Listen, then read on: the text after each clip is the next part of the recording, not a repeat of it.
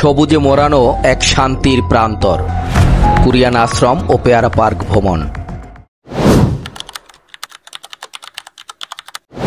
সকাল সকাল আমরা রওনা হলাম স্বরূপকাঠি বাজার থেকে। গন্তব্য আটঘর কুরিয়ান আর পেয়ারা পার্ক ও আশেপাশের প্রাকৃতিক সৌন্দর্যে ঘেরা জায়গা খুঁজতে। আজকের ভ্রমণ সঙ্গী ছিলাম আমরা 5 জন। পিচডালা সবুজে মোড়ানো রাস্তা ধরে এগিয়ে চলতেই পৌঁছে গেলাম কুরিয়ানা বাজারে। সেখান থেকে কিছু দূর এগিয়ে কবিগুরু রবীন্দ্রনাথ ডিগ্রি কলেজের একটু আগে ডান দিকে যে পথটি চলে গেছে সেটি আদমকাঠি যাওয়ার একমাত্র সড়ক। সেই পথেই কিছু দূর যেতেই হঠাৎ চোখে পড়ল কুরিয়ানা বালিকা মাধ্যমিক বিদ্যালয় ও শ্রী শ্রী রাধা অনুকূল ঠাকুরের আশ্রমের গেট। আমরা ক্যামেরা হাতে নিয়ে ঢুকে পড়লাম ভিতরে। ভিতরে ঢুকতেই যেন এক আলাদা জগতে প্রবেশ করলাম। দুই পাশে সারি সারি ফল ও ফুলের গাছ, পরিচ্ছন্ন সবুজ রাস্তা, যেন প্রকৃতি নিজ হাতে সেজেছে আমাদের স্বাগত জানানোর জন্য।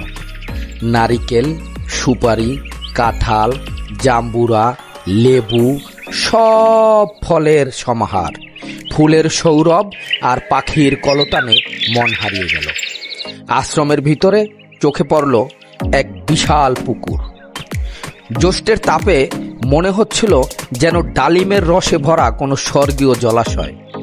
পানি দেখে মনে হচ্ছিল একটু যদি নামা যেত, কিন্তু যারা আমাদের মতো গোসলের জন্য লুঙ্গি আর গামছা আনতে ভুল করবেন তাদের জন্য সেটা কিন্তু রয়ে যাবে আফসোসের তালিকায়। আশ্রমের দেখভালের দায়িত্বে থাকা মনতোষ শিকদার জানালেন, আমি মনতোষ শিকদার, এই আশ্রম প্রতিষ্ঠাতা পরিবারের একজন। এই আশ্রম হলো শ্রী শ্রী ঠাকুর অনুকূল চন্দ্রের সৎসঙ্গ আশ্রম। এখানে বছরে 2টা অনুষ্ঠান হয়, একটা ঠাকুরের তালনবমী তিথি জন্ম উৎসব, আর একটা পহেলা বৈশাখ উপলক্ষে ঠাকুরের উৎসব হয়। উৎসবে 500-700-1000 লোক হয়। এটি শুধুই ধর্মীয় উপাসনালয় নয়, বরং প্রকৃতি প্রেমী আর ভ্রমণ পিপাসুদের জন্য এক আদর্শ গন্তব্য। বিশেষ করে পেয়ারা মৌসুমে 4 মাস এখানে পর্যটকদের ভিড় লেগেই থাকে। প্রবেশের কোনো ফি না থাকায় ভ্রমণ পাগল মানুষেরা আনাগোনা একটু বেশিই থাকে। তাই প্রকৃতির গন্ধ আর গাছের ছায়ায় হারিয়ে যেতে যারা ভালোবাসেন তাদের জন্য এটি এক স্বর্গীয় স্থান।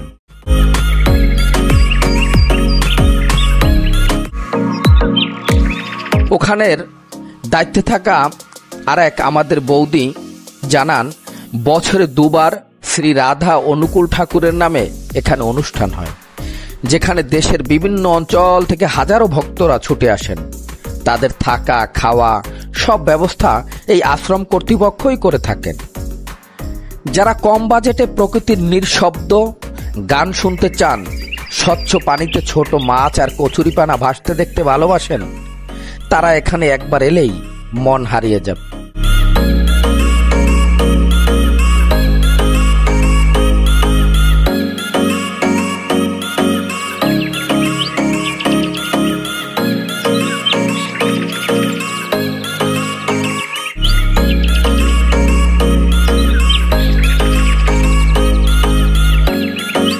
আজকের এই সফর আমাকে এক অন্যরকম প্রশান্তি এনে দিল। আমি মোহাম্মদ রফিকুল ইসলাম বিদায় নিচ্ছি আজকের মতো। আবার দেখা হবে কোনো নতুন পথে, নতুন গল্পে, যেখানে খুঁজে পাবো প্রশান্তির ছোঁয়া এবং আপনাদের জন্য নিয়ে আসবো আরেকটি মুগ্ধকর ভ্রমণ গল্প, যেখানে থাকবে বাংলাদেশের যে কোনো প্রান্ত থেকে আপনি কিভাবে পৌঁছাবেন আপেল খাত পেয়ারার রাজ্য আটঘর কুরিয়ান আর কঠুরাকাঠি গ্রামে, পার্ক, পিকনিক স্পট ও ইকো কটেজ।